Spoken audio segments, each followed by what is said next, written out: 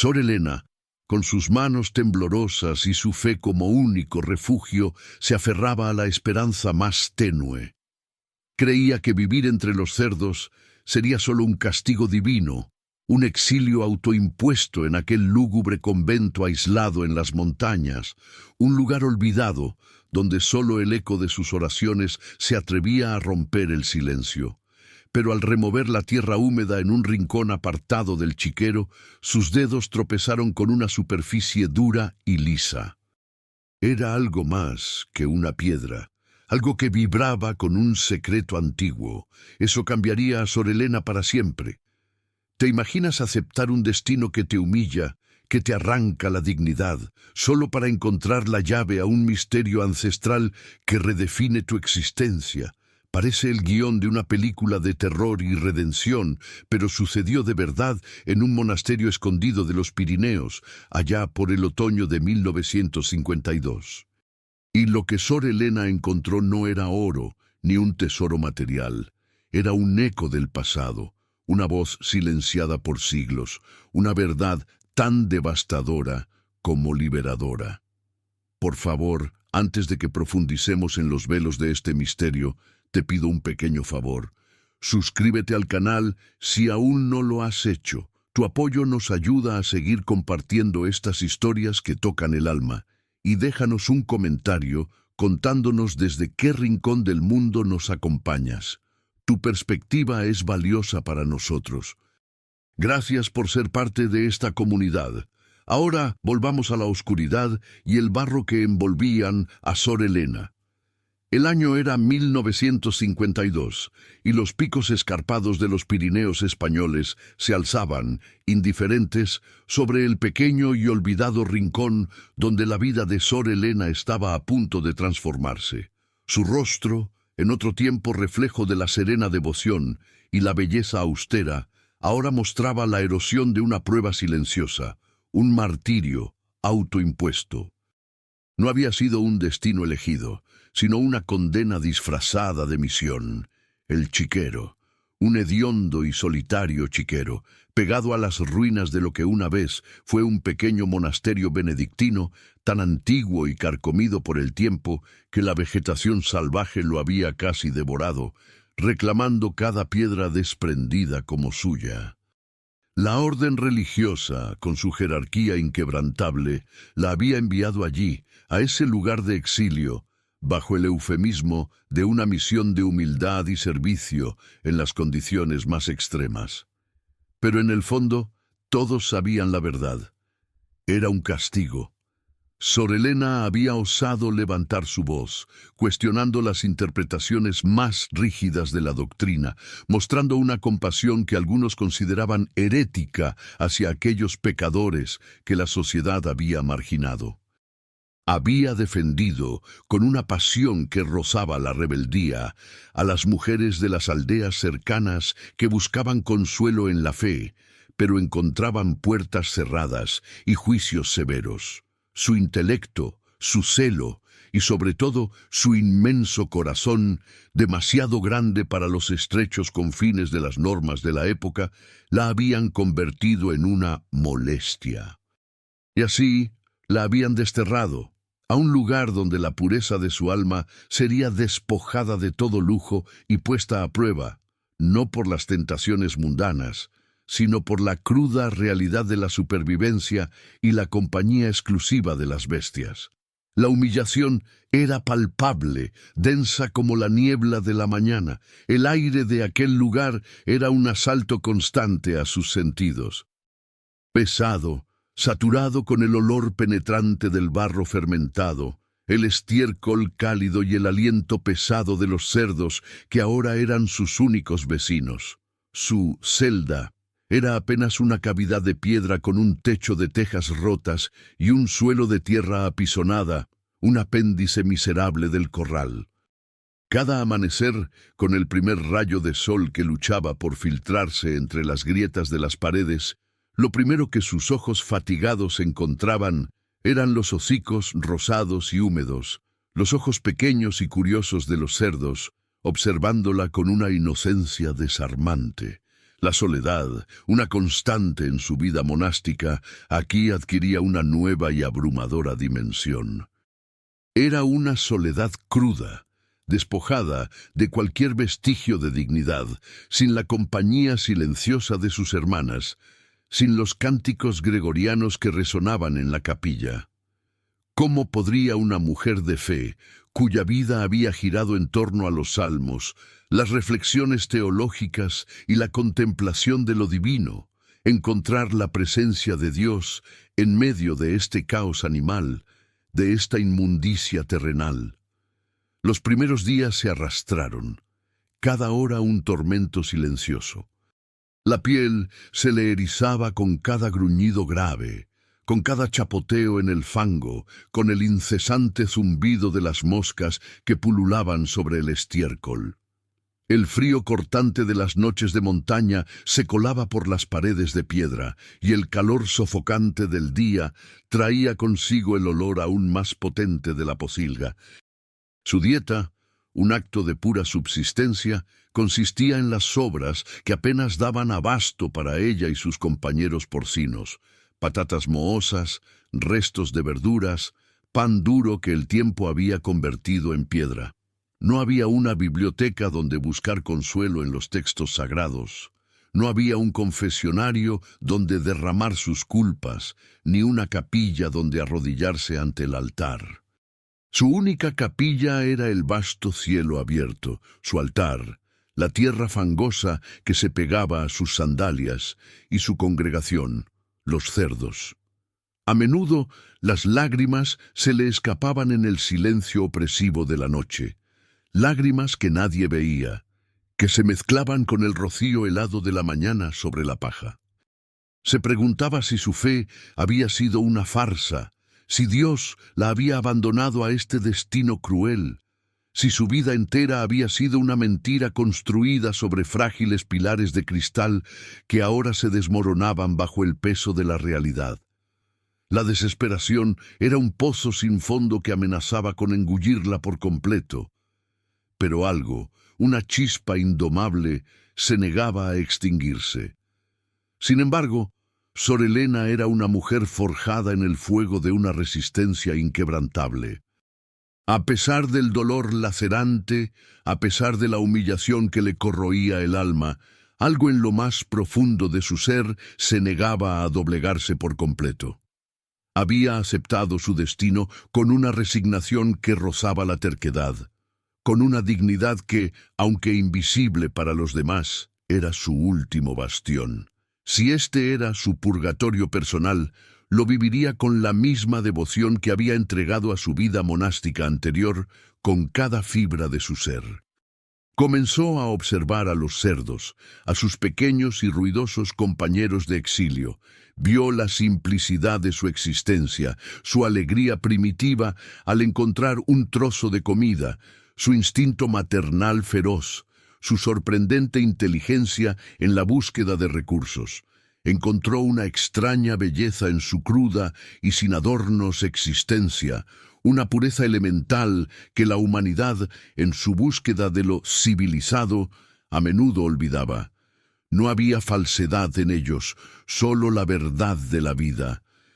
Poco a poco, el hedor dejó de ser un asalto constante a sus fosas nasales, transformándose en una parte inherente del paisaje.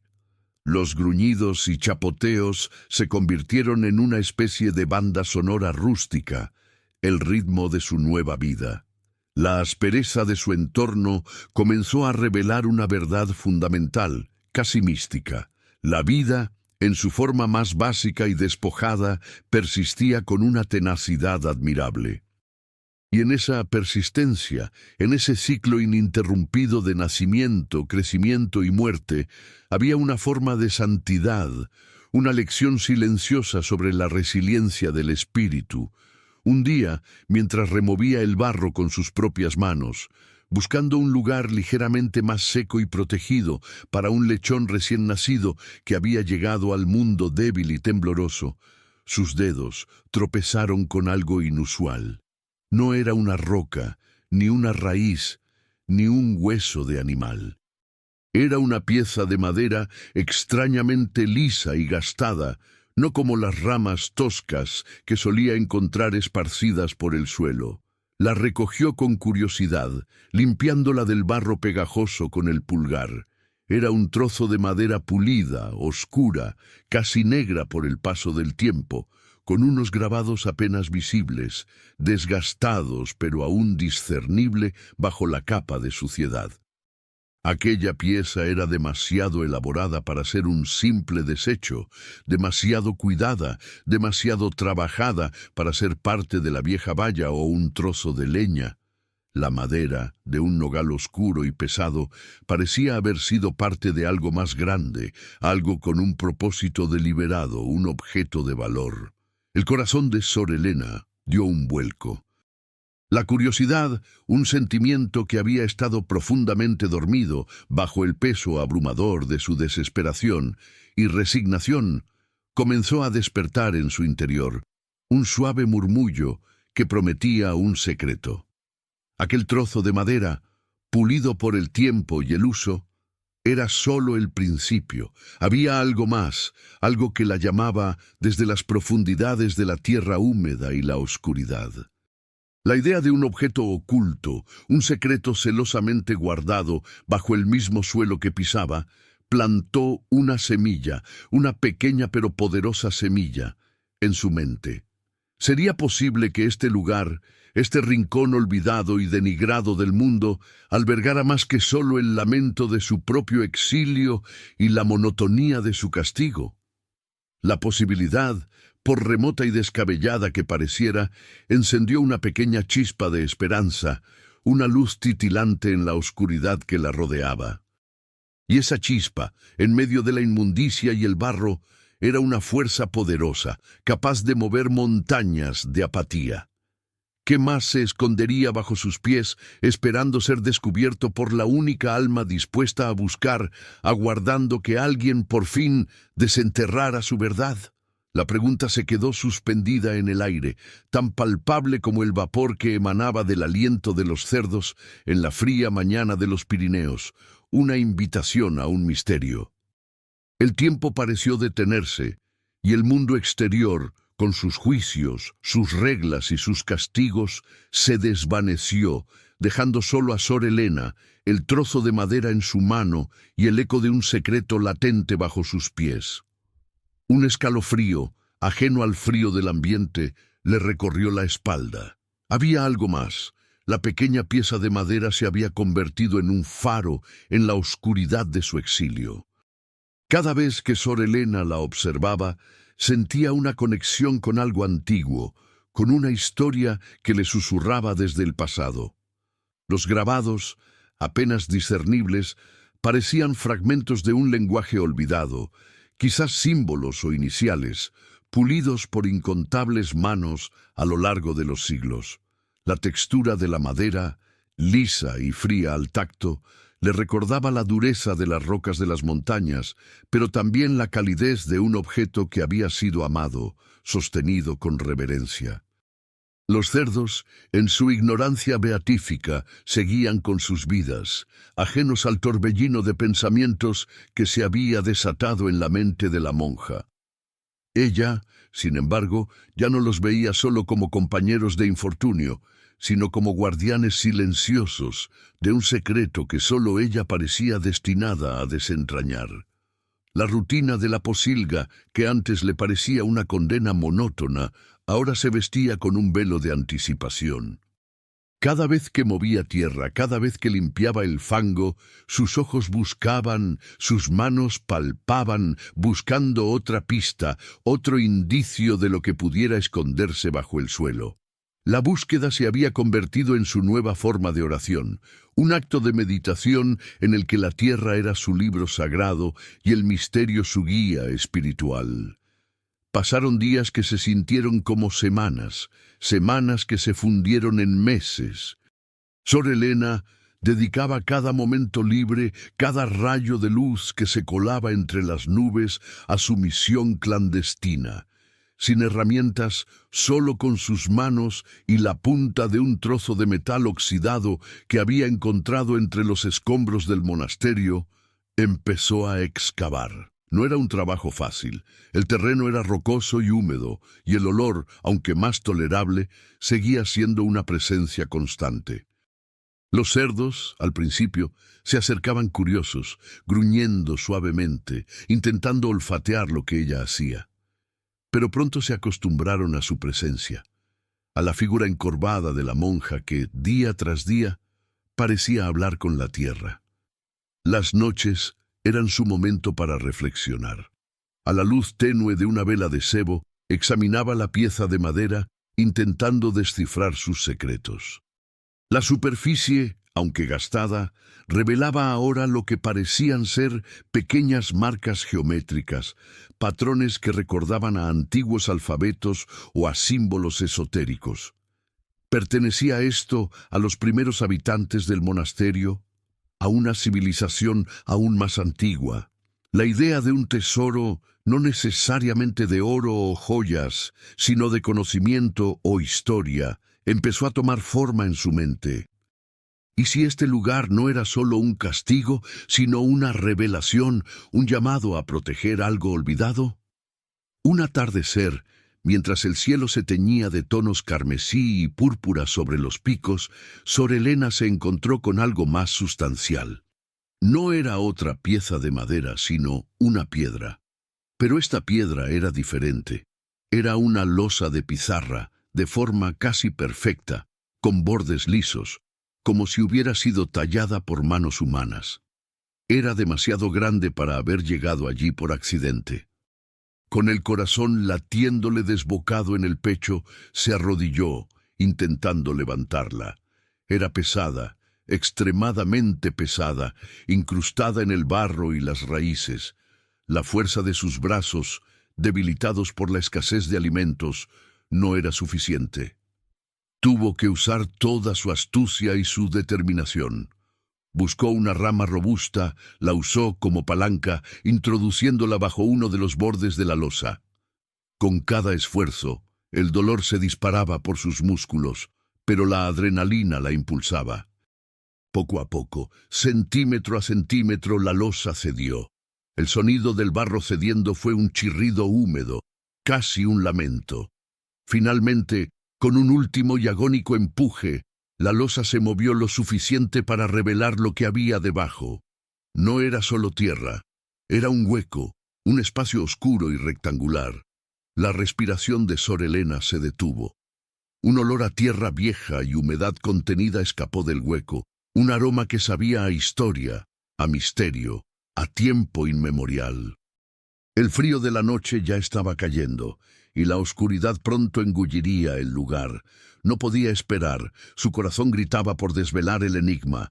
Con una mezcla de temor y excitación, se arrodilló de nuevo. La entrada al hueco era estrecha, apenas lo suficiente para que sus hombros pasaran. No había linterna, no había nada más que la tenue luz moribunda del crepúsculo. Tomó una decisión impulsiva. No podía dejarlo para la mañana. Había esperado demasiado. Con cuidado, introdujo una mano en la oscuridad. Sus dedos rozaron algo duro y frío, algo que no era piedra ni tierra. Era madera. Madera pulida, lisa, con una forma definida. Era una caja, pensó, pequeña, pero que parecía vibrar con una energía propia. La sacó con sumo cuidado, temiendo que el objeto se desintegrara en sus manos. Al retirar la caja del hueco, el último resplandor del sol poniente la envolvió. Era una caja de madera oscura, del mismo tipo de madera que el pequeño trozo que había encontrado semanas antes. Estaba cubierta de barro, pero Sor Elena pudo ver que estaba finamente tallada, con incrustaciones de lo que parecían ser pequeños fragmentos de metal y piedra. El diseño era complejo, antiguo, definitivamente no de la época moderna. Los mismos símbolos grabados en su trozo de madera aparecían, repetidos en la tapa de la caja. El tiempo parecía detenerse. El gruñido ocasional de un cerdo, el siseo del viento entre los pinos, todo se desvaneció, dejando solo el palpitante latido de su propio corazón. El peso de la caja en sus manos era mayor de lo que esperaba, no por su tamaño, sino por lo que presagiaba. ¿Qué secretos guardaría en su interior? ¿Sería una reliquia, un tesoro olvidado o algo mucho más íntimo y personal? La sola idea le provocaba un escalofrío que no tenía nada que ver con el frío de la noche. Se sentía como si estuviera al borde de un precipicio, a punto de saltar hacia un abismo de verdades ocultas. No podía abrirla allí, en la penumbra inminente, con los cerdos como únicos testigos. Necesitaba luz, necesitaba soledad, necesitaba un momento de profunda concentración. Con la caja firmemente sostenida bajo su manto, regresó a su pequeña celda, el corazón en la garganta. La emoción era tan intensa que apenas podía respirar. Encendió la vela de sebo que guardaba para las noches más oscuras, y su débil llama danzó, proyectando sombras alargadas y fantasmales en las paredes. Se sentó en el suelo de tierra apisonada, con la caja sobre sus rodillas. La madera oscura y pulida, ahora limpia de barro, brillaba suavemente a la luz parpadeante. Los grabados se revelaban con mayor claridad. No eran solo símbolos, sino palabras, o al menos un intento de escritura, en un idioma que no reconocía. Había runas, sí, pero también dibujos de estrellas, lunas y figuras humanas estilizadas. Parecía ser una amalgama de culturas, una mezcla de lo pagano y lo sagrado, lo ancestral y lo olvidado. Sus dedos temblaban mientras examinaba la tapa. No había cerradura visible, ni bisagras obvias. Era una caja de rompecabezas, de esas que requieren una secuencia específica de movimientos para abrirse. Con paciencia y una concentración casi mística, Sor Helena comenzó a explorar. Presionó suavemente los bordes, deslizó los paneles, buscando el mecanismo oculto. Minutos que parecieron horas pasaron en el silencio de su celda, roto solo por el crepitar de la vela y el distante gruñido de los cerdos. Una sensación de urgencia la invadía. Sentía que el contenido de la caja la llamaba, que había esperado siglos para ser revelado. Finalmente, después de varios intentos fallidos, uno de los paneles laterales cedió con un chasquido suave, casi inaudible. Un compartimento secreto se reveló. No era la apertura principal, sino un pequeño escondite lateral. Dentro, encontró un pergamino enrollado y un objeto brillante. ¿Qué misterios contenían esos primeros tesoros, un preludio de lo que la caja principal resguardaba? La revelación la llenó de una mezcla de temor y maravilla. Con manos que apenas le respondían por la emoción, Sor Helena desenrolló el pergamino. Era de un material antiguo, de cuero fino, tan delicado que temía deshacerlo en sus dedos. A la luz de la vela, los caracteres en su superficie se revelaron. No eran latín, ni griego, ni siquiera el castellano antiguo al que estaba acostumbrada. Parecían ser glifos, símbolos intrincados que se asemejaban a los que había visto en la caja, pero organizados de una manera que sugería un lenguaje completo. Había ilustraciones a un lado, figuras humanoides con túnicas largas, estrellas, árboles estilizados y lo que parecían ser fragmentos de mapas celestes. Era una lengua desconocida para ella, un idioma de una era olvidada, tal vez incluso de una cultura precristiana. El tiempo pareció estirarse y contraerse a su alrededor. Se sintió como una arqueóloga, una exploradora de lo inaudito, y no como la monja exiliada en un chiquero. El pergamino no era una simple nota, era un testimonio, una voz silenciada por el tiempo. Junto al pergamino, el objeto brillante resultó ser una pequeña medalla de plata, extremadamente pulida a pesar de su antigüedad. Tenía grabada la imagen de lo que parecía ser una mujer con un velo, pero no era la Virgen María en ninguna de sus advocaciones reconocidas. Su rostro era sereno, pero en sus ojos había una sabiduría ancestral. casi salvaje. Alrededor de su cabeza, en lugar de un halo, había una corona de hojas y ramas entrelazadas. En el reverso, el mismo símbolo que se repetía en la caja y en el pergamino, un círculo dividido en 3 partes iguales por líneas curvas, como las ondas del agua o los espirales de una galaxia. Sor Helena la sopesó en su palma, sintiendo su frío peso.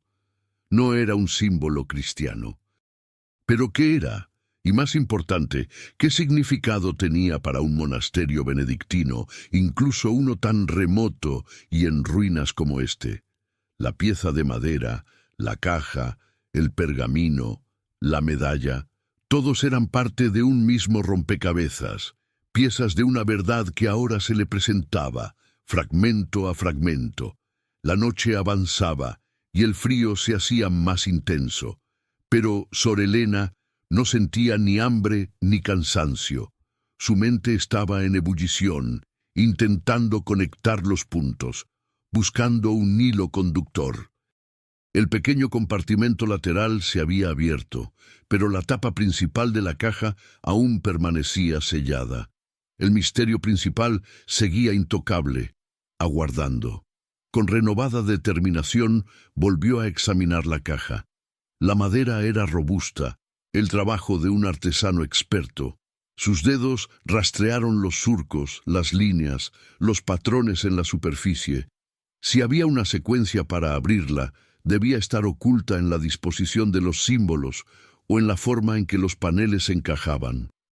Recordó la medalla, el símbolo triple y el orden en que los elementos se presentaban en los grabados. Había un patrón, una lógica que se le escapaba, pero que sabía que estaba allí. Finalmente, su pulgar rozó una pequeña protuberancia casi imperceptible en la base de la caja, justo debajo de uno de los símbolos enigmáticos. No era un botón, sino una pieza de madera ligeramente elevada que, al presionarla con firmeza, se hundió con un suave clic. Inmediatamente, la tapa principal se elevó una fracción de milímetro, liberando un aroma a incienso rancio, a papeles viejos y a algo más, algo mineral y terroso. El corazón de Sor Helena galopaba.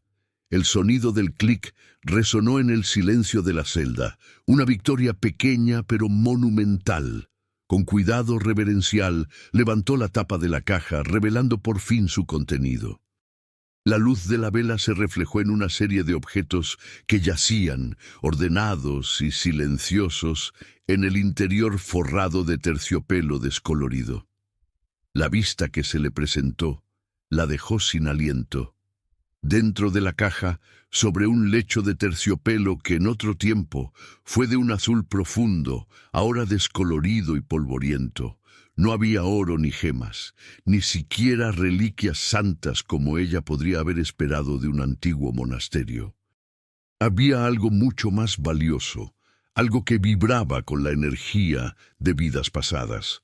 Lo primero que vio fue un pequeño volumen encuadernado en cuero, con páginas de pergamino finísimo. Su tamaño era apenas el de la palma de su mano, y la tapa estaba adornada con el mismo símbolo triple. Junto al libro había varios rollos más de pergamino, atados con delgadas cuerdas de lino, algunos con sellos de cera ya rotos por el tiempo. También había un pequeño cuenco de barro cocido, extrañamente liso y frío al tacto, casi negro, con el borde adornado con el mismo patrón geométrico que los grabados. Y lo más sorprendente de todo, un manojo de cabellos trenzados, de un color castaño oscuro, atado con un hilo de oro deshilachado. Era un conjunto de objetos íntimos, personales, que gritaban historias de sus antiguos dueños. Con sumo cuidado, Sor Helena tomó el pequeño libro. Sus páginas, amarillentas y frágiles, estaban cubiertas de la misma escritura misteriosa del pergamino inicial, pero esta vez, acompañada de dibujos más elaborados y detallados. Eran representaciones de plantas medicinales, de constelaciones, de rituales y de lo que parecían ser figuras femeninas danzando bajo la luna. No era un texto litúrgico, Era un códice de sabiduría ancestral, un grimorio, quizás, de conocimientos prohibidos por la Iglesia. La imagen de la mujer velada de la medalla aparecía repetidamente, en distintas poses, siempre con esa mirada de profunda sabiduría. El libro no era una Biblia, era un compendio de una fe diferente, de una espiritualidad que se entrelazaba con la naturaleza y los ciclos celestes. El peso del conocimiento que contenía era abrumador. Los rollos de pergamino, al abrirlos, revelaron mapas detallados. No eran mapas de reinos o ciudades, sino de la propia región de los Pirineos, con marcadores para manantiales ocultos, cuevas secretas, círculos de piedras ancestrales y lugares de poder que ella, en su vida monástica, nunca había conocido. Algunos de los mapas mostraban alineaciones estelares y solares, indicando fechas específicas para observaciones astronómicas o quizás para la realización de ciertos ritos. Eran mapas de un mundo oculto, de una geografía sagrada que había sido borrada de la memoria colectiva.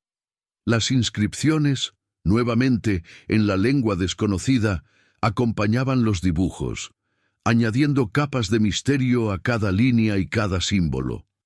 La caja no contenía el pasado de un monasterio, contenía el pasado de una tierra, de una gente, de una cosmovisión completamente diferente. El cuenco de barro cocido, al tomarlo, desprendió un leve aroma a hierbas secas y a tierra mojada, como si aún guardara los ecos de antiguos rituales. Su interior estaba pulido, y en el fondo había pequeños restos cristalizados de lo que parecían ser resinas o inciensos. Era un objeto ceremonial, sin duda, utilizado en prácticas que se remontaban a épocas inmemoriales. Y finalmente, el manojo de cabellos trenzados. Al tocarlo, una corriente de energía, fría y extraña, le recorrió el brazo. Eran cabellos largos, gruesos, de un color castaño oscuro que brillaba incluso a la débil luz de la vela. Estaban atados con un hilo de oro que se deshilachaba en algunos puntos. Era un relicario de vida, una ofrenda personal, un recuerdo, quizás, de la última persona que había guardado estos tesoros. ¿A quién pertenecían estos cabellos? ¿Quién fue la mujer que había reunido todo esto y lo había escondido bajo la tierra de un chiquero, esperando ser encontrada? La imagen de la mujer velada de la medalla y del libro se hizo vívida en su mente. ¿Era ella? ¿Era todo esto una ventana a una secta secreta de mujeres sabias, a una orden olvidada que había existido mucho antes de que el cristianismo llegara a estas montañas? La magnitud del descubrimiento era sobrecogedora.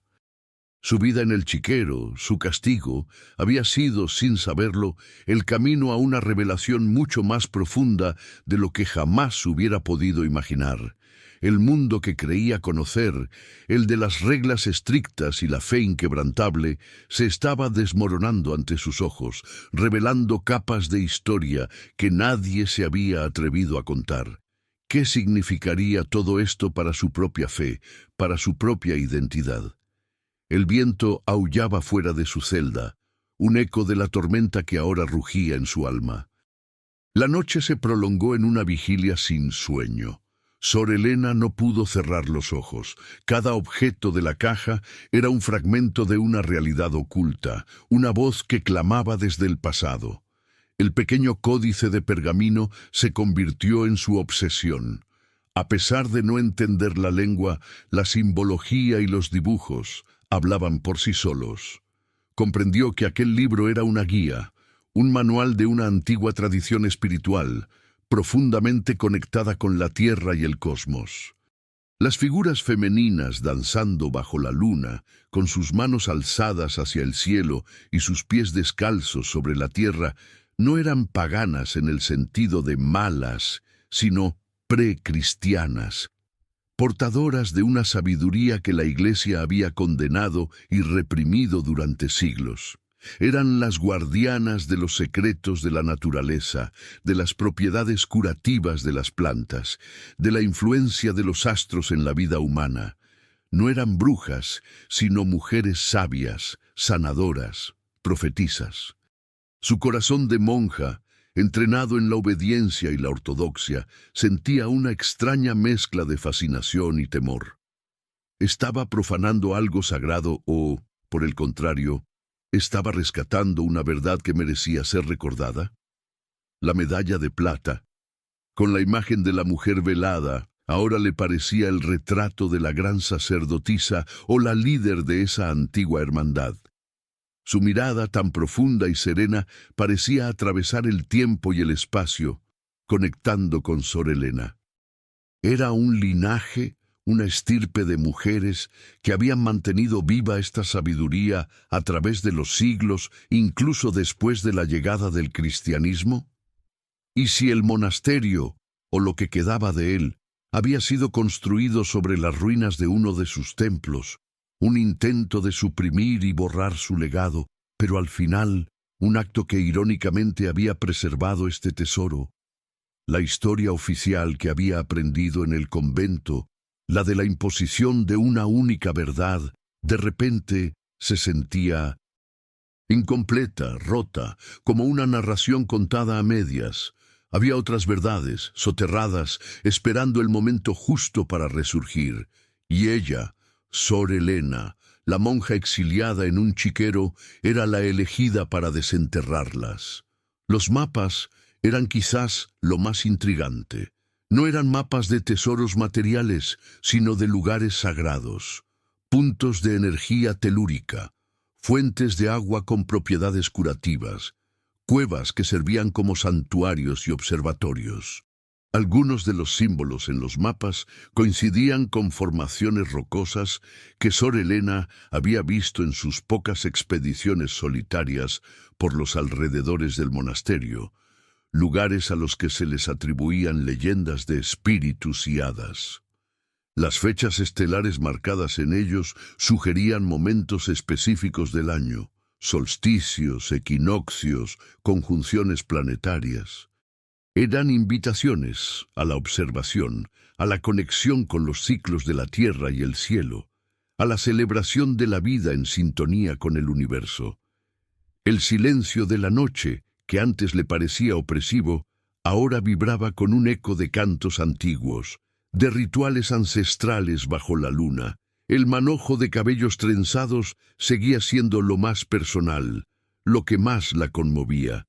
Pertenecía a alguien, una mujer, sin duda, una de aquellas guardianas de la sabiduría. ¿Quién era ella? ¿Por qué había escondido estos objetos con tanto cuidado, arriesgando quizás su propia vida? La trenza era una ofrenda, un acto de memoria, una forma de asegurar que la llama de su tradición no se extinguiera. La última persona en tocar esos cabellos, la última en ver esos símbolos, la última en leer esos textos. Habría sido ella misma la que enterró la caja, quizás en su lecho de muerte o antes de ser descubierta y silenciada. El frío del metal de la medalla y la antigüedad de la madera contrastaban con la calidez latente de los cabellos, una dualidad que representaba la lucha entre el olvido y la persistencia de la memoria. Al amanecer, con el canto de los gallos que anunciaban un nuevo día, Sor Helena se sintió diferente. El cansancio físico seguía ahí, pero su alma estaba despierta, electrizada por el descubrimiento. Miró a los cerdos, a su pequeño mundo de fango y paja. Ahora ya no eran solo cerdos, eran parte de este lugar antiguo, testigos mudos de una historia que se había desarrollado bajo sus pies. El chiquero, el lugar de su castigo y humillación, se había transformado en un santuario secreto, un portal hacia un pasado olvidado. Ya no era una monja exiliada, era una guardiana. La misión que le habían encomendado, humildad y servicio en las condiciones más extremas, había adquirido un significado completamente nuevo, uno que sus superiores nunca habrían imaginado. Su servicio ya no era a la iglesia establecida, sino a la verdad, a la memoria, a la sabiduría que había sido silenciada. La lucha interna de Sor Helena se manifestaba en cada gesto, en cada mirada perdida hacia las montañas que la rodeaban. Su corazón, antes un bastión de fe inquebrantable en la doctrina, ahora era un campo de batalla donde viejas convicciones y nuevas verdades chocaban con fuerza. Recordaba las palabras de los antiguos padres de la Iglesia, las prohibiciones contra las prácticas paganas, la condena de la brujería y de todo aquello que se desviara de la verdad revelada. Había jurado obediencia, había prometido su vida a Cristo y a la Iglesia. Pero ahora, ante sus ojos y en sus manos, tenía la prueba de que existía otra forma de santidad, una que no negaba la carne ni el mundo, sino que los abrazaba como parte de lo divino. Las mujeres de los códices no eran demonios, eran sabias. Sus ritos no eran malignos, eran celebraciones de la vida. ¿Cómo podía reconciliar estas dos realidades tan opuestas? La pregunta la atormentaba día y noche, erosionando los cimientos de su identidad. A pesar de su confusión, la curiosidad y un profundo sentido de responsabilidad la impulsaban a seguir. Sabía que no podía ignorar lo que había descubierto. Era como si las voces de esas mujeres olvidadas la llamaran, suplicándole que no las dejara caer de nuevo en el olvido. Cada noche se sumergía en el estudio de los pergaminos y el códice. Utilizaba la pequeña medalla de plata como punto de enfoque, como un talismán que le permitía conectar con la energía de lo que estaba aprendiendo. El símbolo triple, que al principio le era ajeno, ahora empezaba a resonar en su alma. Aprendió que representaba la Trinidad de la mujer, doncella, madre y anciana. Las fases de la luna, creciente, llena y menguante, y la interconexión de mente, cuerpo y espíritu. Era un símbolo de totalidad, de equilibrio, de la vida cíclica que la Iglesia había intentado linealizar y controlar. Uno de los pergaminos más largos contenía lo que parecía ser una crónica, una historia contada a través de las generaciones de esas mujeres. Narraba cómo, mucho antes de la llegada de los romanos y, posteriormente, del cristianismo, estas montañas eran sagradas para una hermandad de mujeres sanadoras y guardianas de la tierra. Se las conocía como las tejedoras del velo, porque tejían los hilos entre el mundo visible y el invisible, entre la sabiduría humana y la de la naturaleza. Vivían en comunión con los ciclos naturales, honraban a la Gran Madre y utilizaban sus conocimientos para curar, para predecir y para mantener la armonía en sus comunidades. El monasterio, según la crónica, había sido construido sobre lo que una vez fue el principal santuario de estas mujeres. La ironía era cruel. La crónica relataba cómo, con la llegada del cristianismo y la Inquisición, estas mujeres fueron perseguidas y sus prácticas demonizadas. Muchas fueron quemadas, torturadas o forzadas a esconderse. Las que lograron sobrevivir se dispersaron, llevándose consigo fragmentos de su conocimiento. Un pequeño grupo, sin embargo, permaneció en las montañas, adoptando una vida de ermitañas o disfrazándose de beatas para continuar con su misión en secreto. Ellas fueron las que, generación tras generación, custodiaron los códices, los mapas y los objetos sagrados, pasándolos de mano en mano, de madre a hija, de maestra a aprendiz. La caja, Sor Helena entendió con un escalofrío, era el último eslabón de esa cadena, el testamento final de una de esas guardianas antes de que la línea se extinguiera, o al menos se perdiera en el tiempo. El manojo de cabellos trenzados entonces era la ofrenda de la última tejedora del velo, conocida, el último acto de fe en que su legado un día sería redescubierto. La revelación de esta historia la golpeó con la fuerza de un rayo.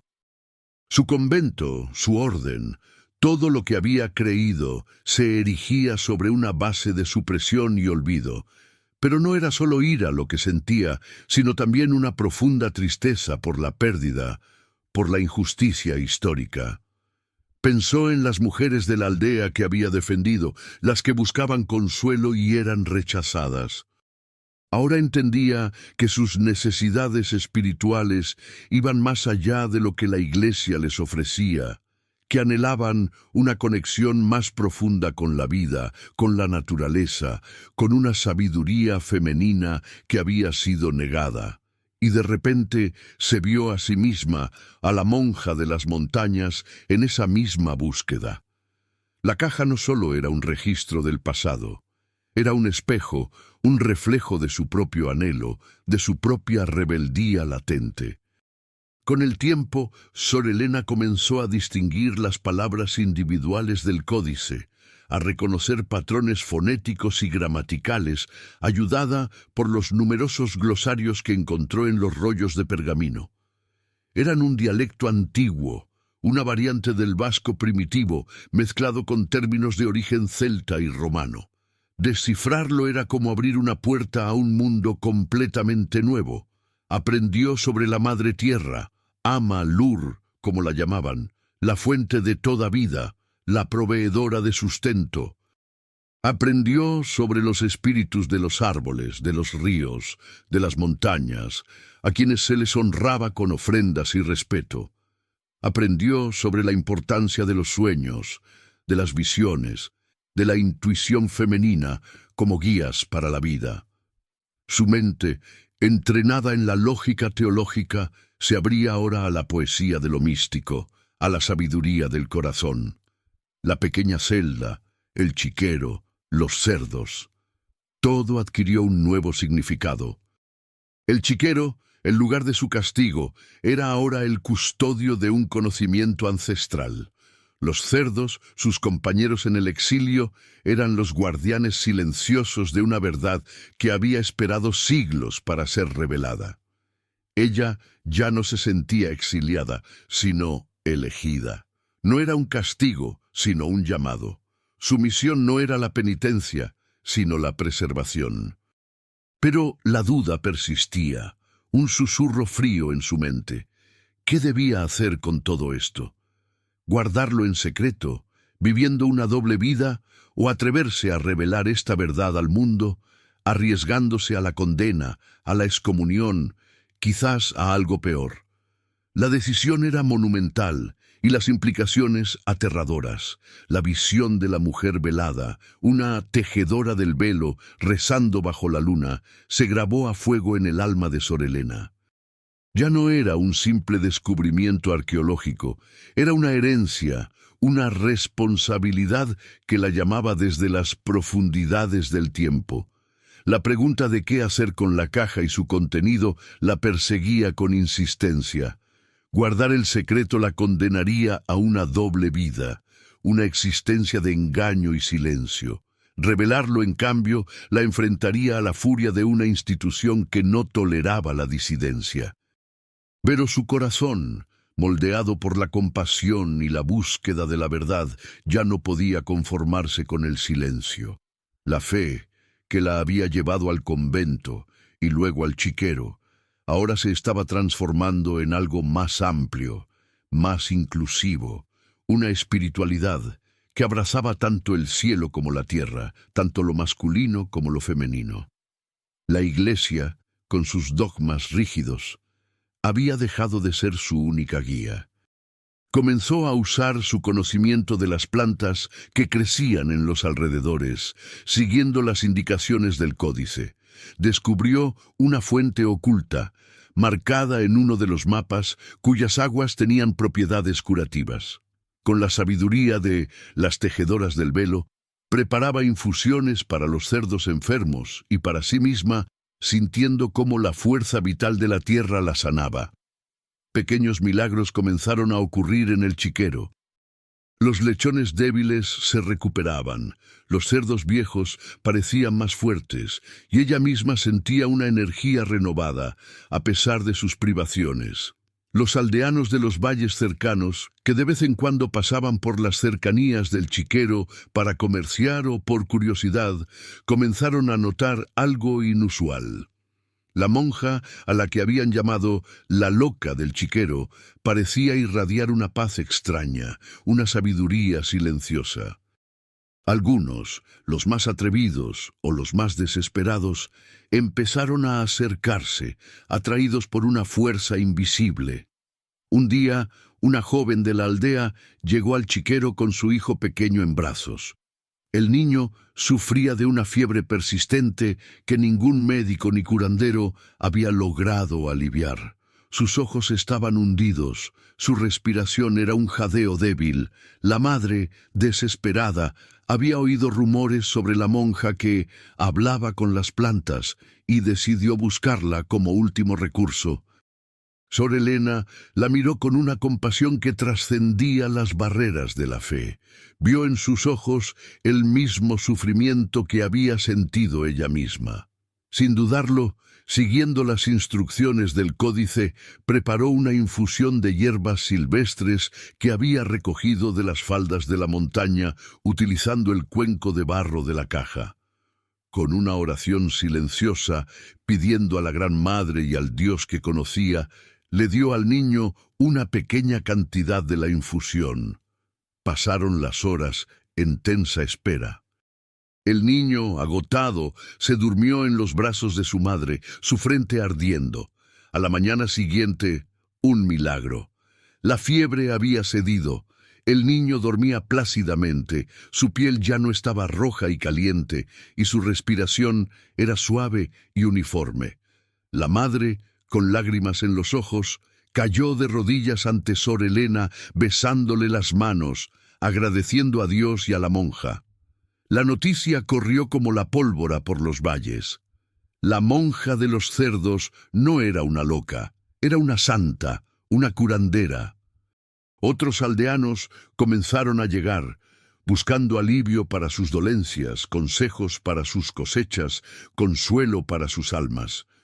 Sor Elena, con el códice como su guía secreta, atendía a todos, aplicando los conocimientos ancestrales de las tejedoras del velo.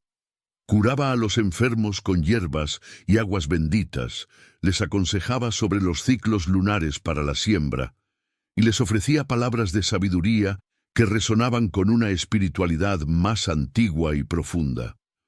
Pero su nueva misión no pasó desapercibida. Los sacerdotes de las parroquias cercanas, al enterarse de los milagros de la monja y de su creciente influencia, empezaron a sospechar. Los rumores de brujería y herejía comenzaron a circular de nuevo. La Iglesia no permitía que las mujeres curaran o predicaran sin su control, y menos aún, que lo hicieran con métodos ajenos a la doctrina. Las visitas de los aldeanos al chiquero, que antes eran esporádicas, ahora eran constantes, y algunos hablaban de una nueva fe que nacía en las montañas. Los obispos, alertados por los sacerdotes locales, decidieron enviar a un inquisidor, un hombre de fe inquebrantable y voluntad férrea, para investigar y, si fuera necesario, reprimir cualquier desviación doctrinal. Sor Elena lo sabía. El aire se cargó de presagio. La paz que había encontrado en su nueva misión estaba a punto de ser destruida. El peligro era inminente y esta vez no solo su propia alma estaba en juego, sino también el legado de las tejedoras del velo y la esperanza de toda una comunidad. ¿Cómo defendería una monja solitaria una verdad que la Iglesia había intentado borrar durante siglos? La confrontación era inevitable y el destino de su descubrimiento colgaba de un hilo. Una mañana fría y brumosa, mientras Sor Elena administraba una cataplasma de arcilla y hierbas a un anciano con reumatismo, un sonido inusual rompió la quietud del valle. No era el tintineo de las campanas de las ovejas ni el canto de los pájaros. Era el tropel de caballos y el ruido metálico de armaduras. Una comitiva de hombres, vestidos con los severos hábitos de la Inquisición, encabezados por un obispo de semblante grave y ojos penetrantes, apareció en el sendero que conducía al chiquero. El aire se heló. Los aldeanos presentes, al verlos, se dispersaron aterrorizados, algunos buscando refugio en sus hogares, otros simplemente desapareciendo entre los árboles. Sor Helena sintió un escalofrío que le recorrió la espalda, pero no de miedo, sino de determinación. Había llegado el momento de la verdad. La caja, el códice, los pergaminos, todo lo que había descubierto estaba en peligro inminente. Pero, ¿dónde escondería una verdad tan poderosa en un lugar tan expuesto, bajo la mirada escrutadora de los inquisidores? El corazón le latió con furia. El obispo, un hombre de mediana edad con una barba rala y una mirada que parecía juzgar hasta los pensamientos más recónditos, desmontó de su caballo con una solemnidad forzada. Detrás de él, 2 sacerdotes más jóvenes y varios guardias armados con lanzas se quedaron en silencio, sus rostros impasibles. El obispo se acercó a Sor Helena, que se mantuvo firme, con la barbilla en alto, los ojos fijos en los suyos. El contraste era dramático. La monja, vestida con su hábito gastado y salpicado de barro, rodeada de cerdos, frente al fasto y la autoridad de la iglesia. «Sor Helena», comenzó el obispo con una voz grave que resonó en el valle, «hemos recibido informes preocupantes sobre sus actividades en este lugar. Se le acusa de practicar artes oscuras, de desviar a los fieles de la verdadera fe y de difundir herejías». La acusación, pronunciada con tal convicción, sonó a condena. Las palabras flotaron en el aire, pesadas, mortales. La tensión era palpable, un nudo apretado en el estómago de Sor Helena, un paso en falso, una palabra mal dicha, y su destino y el de la sabiduría ancestral estarían sellados para siempre. Sor Helena se mantuvo erguida, desafiando la imponente figura del obispo con una serenidad que nacía de su profunda convicción. El miedo, aunque latente, no la paralizaba. En cambio, lo transformó en una fuerza silenciosa. «Reverendísimo obispo», respondió con voz clara, a pesar de la sequedad en su garganta, «mis únicas artes son la compasión y el servicio, y mi única guía, la verdad que la creación misma me revela. Si curar a los enfermos y consolar a los afligidos con los dones que Dios ha puesto en la tierra es herejía, entonces que así sea». Sus palabras no eran de rebeldía insolente, sino de una verdad inquebrantable, una verdad que había encontrado en el fango y la soledad de su exilio. El obispo frunció el ceño, visiblemente molesto por su respuesta. Esperaba sumisión, no desafío. Los sacerdotes a su lado intercambiaron miradas de desaprobación. «Herejía es desviar a las almas del único camino a la salvación», tronó el obispo, elevando la voz. «Se nos ha informado de que usted utiliza hierbas y ritos paganos, que habla de una gran madre y de ciclos lunares, prácticas abominables que el Santo Oficio ha proscrito hace siglos. ¿Dónde ha aprendido usted estas supersticiones, Sor Helena? ¿Acaso ha olvidado sus votos? ¿Ha traicionado su fe?» La acusación resonó en el valle, proyectando sombras de la hoguera que había silenciado a tantas mujeres antes que ella. El corazón de Sor Helena se apretó. Sabía que cada palabra era una trampa, cada pregunta una soga. No podía revelar la caja, no podía poner en peligro el legado de las tejedoras del velo, pero tampoco podía negar la verdad que ahora habitaba en su alma. Con una mirada que abarcaba al obispo y a los hombres que lo acompañaban, Sor Helena respondió con una parábola, una estrategia que había aprendido del códice, de las historias de resistencia de las tejedoras. «Vuestra eminencia, un árbol que da sombra y fruto no es juzgado por sus raíces, sino por la vida que nutre. Las plantas que uso, el agua que doy, el consuelo que ofrezco, vienen de la misma mano creadora que nos dio el sol y la luna. ¿Acaso el bálsamo que cura una herida es pagano si no ha sido bendecido por el sacerdote, pero sí ha sido bendecido por la tierra misma? Sus palabras eran como flechas, directas al corazón de la contradicción. El obispo vaciló, momentáneamente desarmado por la lógica poética de la monja, pero su fe en el dogma era más fuerte que cualquier parábola. «Basta de sofismas, Sor Helena», interrumpió el obispo, su rostro enrojecido por la ira. «Sabemos que ha recibido visitas de aldeanos, que ha impartido lo que usted llama curación y consejo. ¿Dónde están sus fuentes? ¿Quién le ha enseñado estas prácticas heréticas? Ordénele a sus hombres que registren este lugar. Busquen cualquier objeto, cualquier escrito que confirme estas acusaciones». La orden era clara, la amenaza ineludible. Los guardias se movieron, comenzando a revisar la pequeña celda de Sor Helena, sus ojos buscando entre la paja y los pocos enseres que poseía. Su corazón dio un vuelco. La caja estaba escondida debajo de un montón de paja seca, bajo su camastro, un lugar que ella creyó seguro. ¿Pero sería suficiente? Mientras los guardias revolvían su humilde morada, Sor Helena sintió el sudor frío en su frente. Su mirada se cruzó con la del obispo, una mirada cargada de juicio, pero también de una extraña curiosidad. Él sabía que había algo, que ella guardaba un secreto.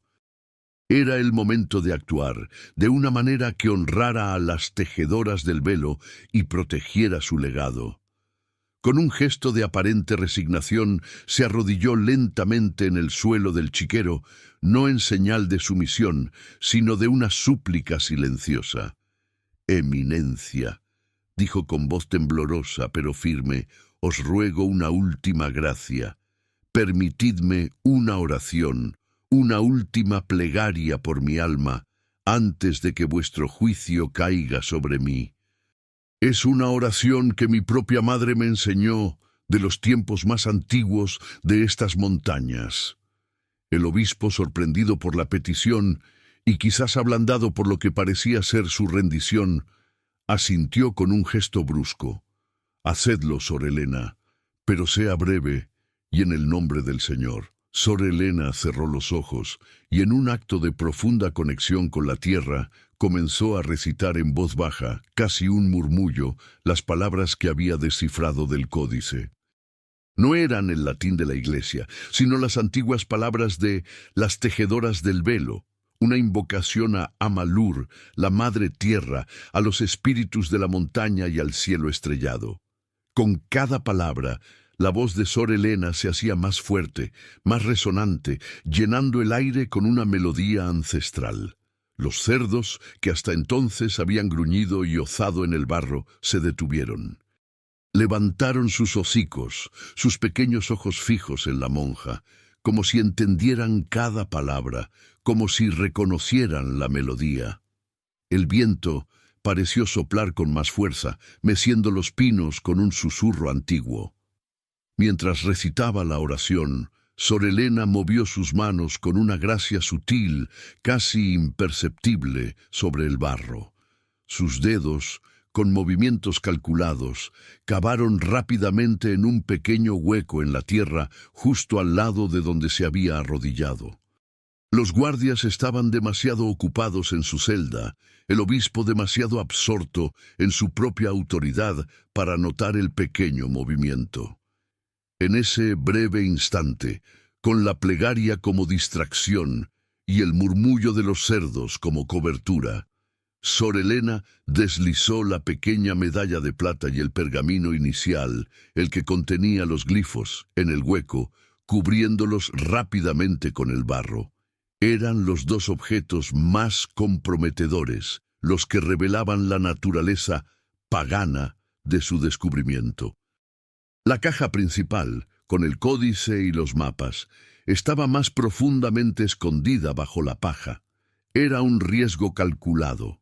Si la encontraban, al menos los objetos más incriminatorios y el testigo más directo de las tejedoras del velo estarían a salvo, esperando ser encontrados de nuevo, quizás por otra alma en otro tiempo. Justo en ese momento, uno de los guardias exclamó desde dentro de la celda: «¡Obispo! ¡Aquí hay algo!». El corazón de Sor Elena se detuvo. El juego había terminado. El obispo se acercó rápidamente, su mirada triunfante. El guardia sostenía en sus manos la caja. La había encontrado. Estaba cubierta de paja pero intacta. La monja cerró los ojos por un instante, un suspiro imperceptible de resignación y a la vez de una extraña paz. Lo había intentado. Había salvado una parte al menos. El obispo tomó la caja con desprecio. «Ah, Sor Elena, ¿qué es esto? ¿Un relicario de sus supersticiones?». La abrió con brusquedad, revelando el códice, los pergaminos y el cuenco. Su rostro se descompuso en una mezcla de horror y furia. «¡Herejía pura! ¡Brujería! ¡Estos son los libros de los demonios!». Su voz retumbó en el valle, anunciando la condena inminente de Sor Elena y el fin de un legado ancestral. La oscuridad se cernía, y la monja, ahora despojada de su tesoro más preciado, se preparaba para enfrentar las últimas consecuencias.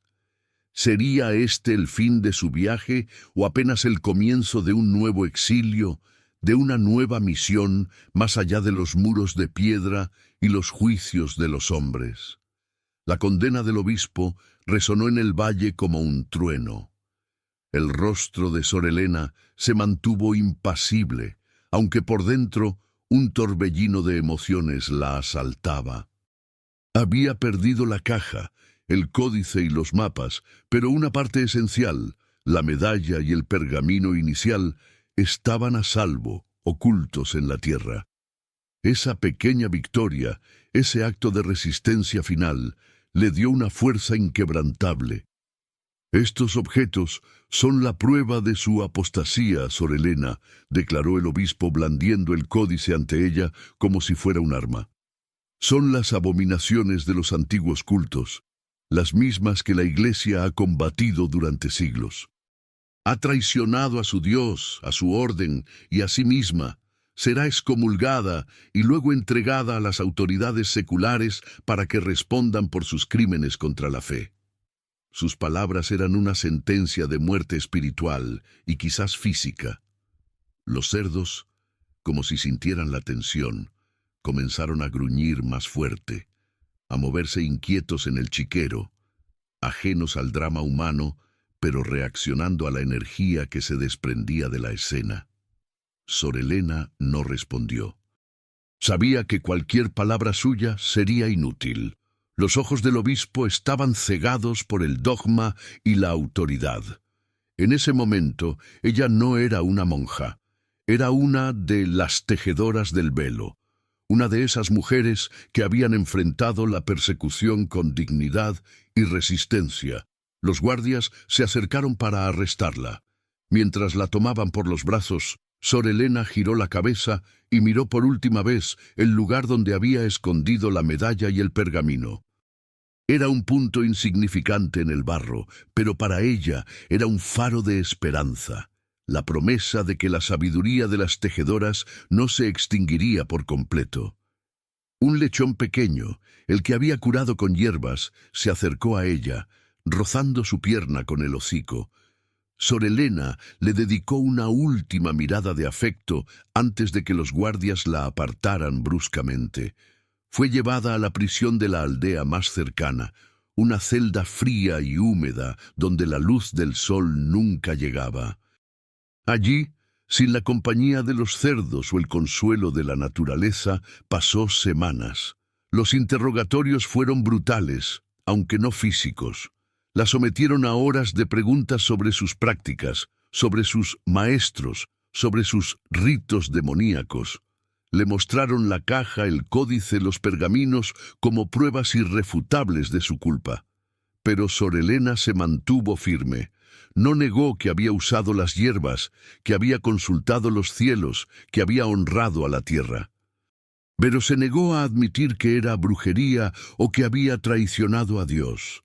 En su mente estaba sirviendo a una verdad superior, a una divinidad más grande y más inclusiva que la que le ofrecía la Iglesia. Su silencio, su resistencia silenciosa, era su última forma de desafío. Durante el tiempo en prisión, la noticia de su arresto se extendió por los valles. Los aldeanos que había ayudado, los que habían sido testigos de sus milagros, estaban conmocionados y aterrorizados.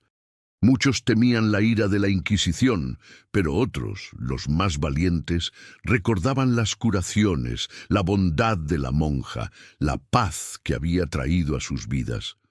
Un pequeño grupo de mujeres, aquellas a las que Sor Elena había defendido y curado, comenzó a reunirse en secreto.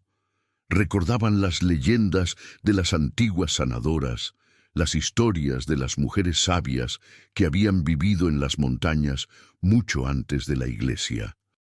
Las palabras de Sor Elena sobre la Gran Madre y los ciclos de la luna ahora resonaban en sus corazones, como un eco de una verdad olvidada que la monja había desenterrado.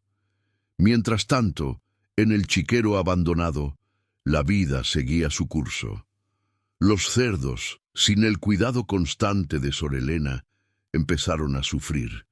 El pequeño lechón que había curado, debilitado y sin su protectora, murió a los pocos días de su partida. El lugar se volvió más desolado, un recordatorio silencioso de la ausencia de la monja, pero el secreto de Sor Elena permanecía oculto. La medalla de plata y el pergamino, enterrados en el barro, esperaban, y la tierra, fiel guardiana, los protegía de cualquier mirada intrusa. El obispo había ordenado que el chiquero fuera demolido y que la tierra fuera purificada con agua bendita para borrar cualquier rastro de la herejía. Pero los aldeanos, de alguna manera, retrasaron el cumplimiento de la orden poniendo excusas, moviéndose lentamente como si una fuerza invisible los impulsara a proteger el lugar. La presión sobre el obispo crecía. Los rumores de la santa monja que estaba siendo perseguida se extendían más allá de los valles. Las historias de sus curaciones, aunque tachadas de brujería, conmovían a la gente. La Iglesia necesitaba una solución rápida y definitiva. Decidieron realizar un juicio público, una farsa legal diseñada para condenarla y usarla como ejemplo. Sor Elena sería juzgada por herejía, apostasía y brujería, ante la presencia de un tribunal eclesiástico y, para consternación de sus acusadores, de una multitud de aldeanos que, a pesar del riesgo, acudieron a ver el destino de la monja. La sala del tribunal estaba abarrotada, el aire denso con el olor a incienso y el murmullo de la multitud.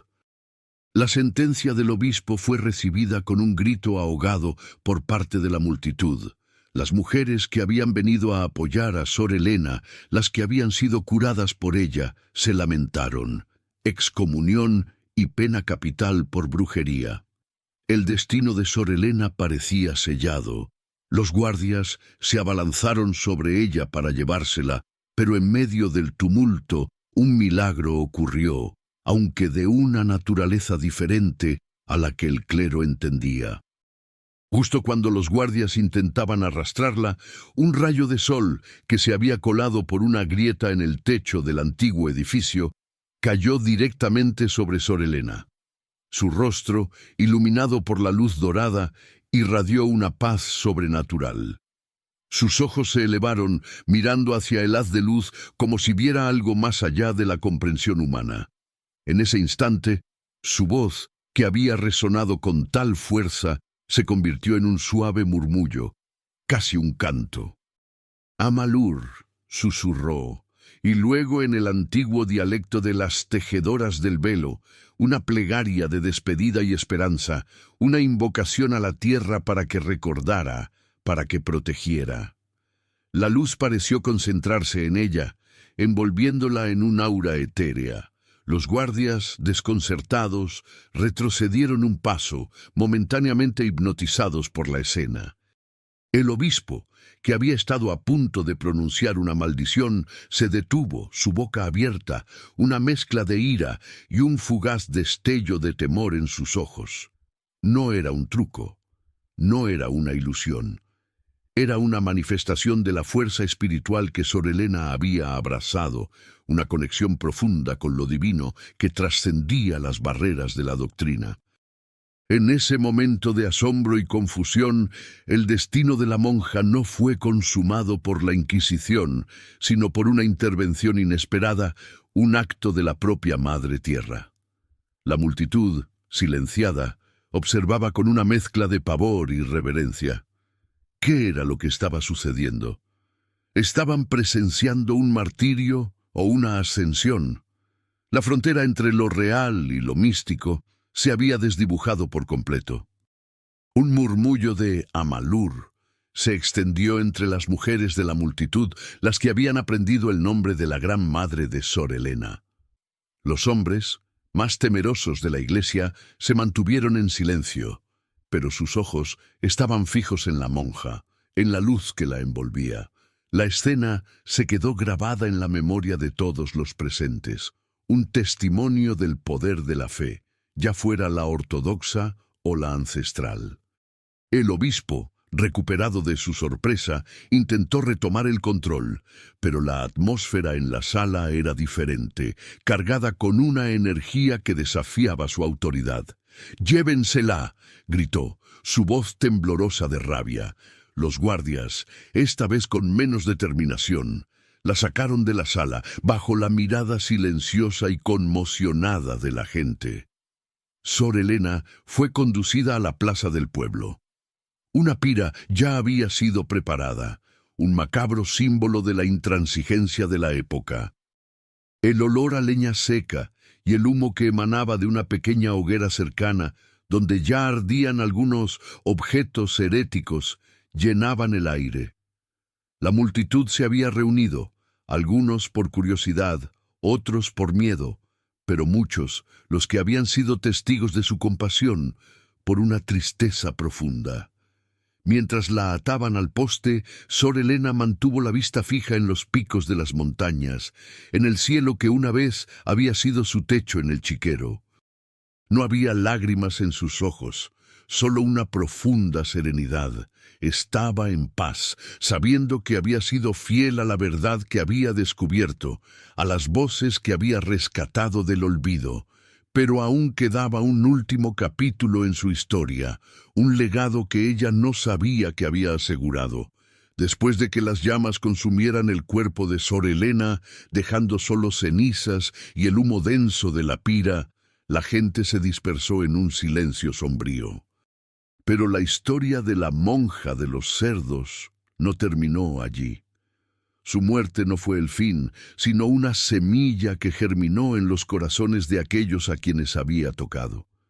Las mujeres de los valles, las hijas espirituales de Sor Helena, las que habían aprendido de ella sobre las hierbas y los ciclos lunares, las que habían escuchado sus palabras sobre la Madre Tierra, se convirtieron en las nuevas guardianas. En secreto, siguieron practicando lo que ella les había enseñado, manteniendo viva la llama de la sabiduría ancestral, compartiendo sus conocimientos con sus hijas y sus nietas. La Inquisición, satisfecha con haber extirpado la herejía, se retiró, dejando tras de sí un pueblo traumatizado, pero también con una fe silenciosa y subterránea que era más fuerte que cualquier dogma impuesto. Los años pasaron. El chiquero donde Sor Helena había vivido fue finalmente demolido como el obispo había ordenado. La tierra fue removida, purificada y con el tiempo cubierta por una nueva capa de vegetación. El monasterio en ruinas se desmoronó aún más, hasta convertirse en poco más que un montículo de piedras cubiertas de musgo, engullido por el bosque. Pero la historia de la monja y su sabiduría perduró en las leyendas locales, en los susurros de las abuelas a sus nietas, en los conocimientos secretos de las plantas que se transmitían de generación en generación. La medalla de plata y el pergamino, enterrados por Sor Elena en su acto final de resistencia, permanecieron ocultos, esperando su momento. La tierra, fiel a su promesa, los mantuvo a salvo, resguardados de la destrucción y el olvido. Fue décadas después, a principios de los años 80, cuando el chiquero, ya olvidado y cubierto por una densa capa de tierra y vegetación, fue objeto de un proyecto de restauración arqueológica. Un equipo de estudiantes e historiadores, fascinados por las leyendas locales sobre un antiguo santuario y la monja curandera, decidió explorar los restos del monasterio. Querían desenterrar la verdad detrás de las historias. Con paciencia comenzaron a excavar en el lugar donde se decía que había estado el chiquero. Las herramientas de los arqueólogos removían la tierra con mucho más cuidado que las palas de los guardias de la Inquisición. Día tras día, desenterraban fragmentos de cerámica, huesos de animales y restos de la antigua estructura. Un día, una joven arqueóloga, mientras tamizaba la tierra húmeda cerca de lo que se creía era la base de la celda de la monja, vio un destello metálico. Con el corazón palpitando, se arrodilló y, con sumo cuidado, retiró la tierra. Allí estaba, una pequeña medalla de plata, oscurecida por el tiempo, pero aún discernible. En su superficie, la imagen de una mujer velada y el enigmático símbolo triple. La joven arqueóloga, fascinada, sabía que había encontrado algo importante, algo que no encajaba con la historia oficial del monasterio. Continuó excavando con renovado entusiasmo, y a poca distancia de donde encontró la medalla, sus dedos tropezaron con un material suave pero resistente. Era un pergamino, enrollado y protegido por una capa de arcilla seca. Al desenrollarlo con extrema delicadeza, reveló glifos antiguos, un lenguaje olvidado. La arqueóloga se quedó sin aliento. Estos no eran objetos cristianos. ¿Qué misterio se escondía en este lugar y cómo se conectaba con la leyenda de la monja? La tierra había guardado su secreto y ahora, décadas después, había decidido revelarlo a una nueva generación, a una que estaba dispuesta a escuchar. El legado de Sor Elena, la monja de los cerdos, y de las tejedoras del velo, estaba a punto de resurgir, no como una herejía, sino como un invaluable fragmento de la historia y la sabiduría humana. El descubrimiento de la medalla y el pergamino con los glifos antiguos fue una revelación sísmica. Ana, la joven arqueóloga, inmersa en las leyendas locales sobre una monja curandera y un culto a la diosa madre, encontró en estos objetos la prueba tangible de una espiritualidad ancestral que la historia oficial había borrado. El pergamino, que los lingüistas tardaron meses en descifrar, reveló fragmentos de un dialecto primitivo y celta, con invocaciones a Amalur y rituales estelares. Era el mismo pergamino que Sor Elena había ocultado, un hilo directo con las tejedoras del velo. Esta revelación cambió la comprensión de la historia de la región, confirmando la existencia de una tradición femenina sanadora y sabia que la Iglesia había intentado suprimir. Los pequeños fragmentos calcinados del códice, encontrados entre los restos de la celda de Sor Elena, corroboraron aún más esta narrativa. La monja, cuyo sacrificio había sido un acto de condena, se convirtió póstumamente en la guardiana final de un legado que la humanidad necesitaba redescubrir. Su acto de enterrar los objetos más importantes fue una astucia brillante y una fe inquebrantable en que la verdad, tarde o temprano, encontraría su camino.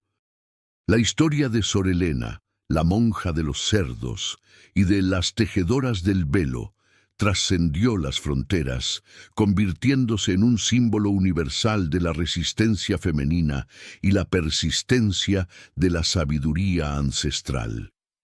Ana dedicó su vida a investigar esta tradición, publicando libros y fundando un centro de estudios. El chiquero, lugar de castigo, se transformó irónicamente en un sitio de peregrinación, un santuario de la memoria. Su legado inspiró a historiadores, artistas y a quienes anhelaban sanar la división entre lo sagrado y lo profano. Su vida, que comenzó en la obediencia y terminó en el martirio, se transformó en un faro de esperanza para las generaciones futuras, una voz que clamaba por la reconciliación y la sanación. Nos enseñó que en los lugares más humildes se ocultan las verdades más profundas, que la fe reside en el corazón de la naturaleza y que la verdadera santidad está en la valentía de abrazar la verdad y defender lo que creemos. ¿Crees que esta historia, un eco de resistencia y misterio ancestral, es ficción o una verdad oculta de nuestro pasado? ¿Has sentido esa conexión con una verdad mayor, esa llamada a desenterrar lo silenciado? Si la valentía de Sor Helena y el legado de las tejedoras del velo te han conmovido, es porque esta historia necesitaba encontrarte. Recuerda, en lo inesperado, la verdad aguarda, y tu voz puede revelarla. Comparte esta odisea, si te ha inspirado. Deja un comentario. ¿Qué te evoca la monja de los cerdos? ¿Buscarías tu propia caja escondida? Tu interacción da vida a estas verdades.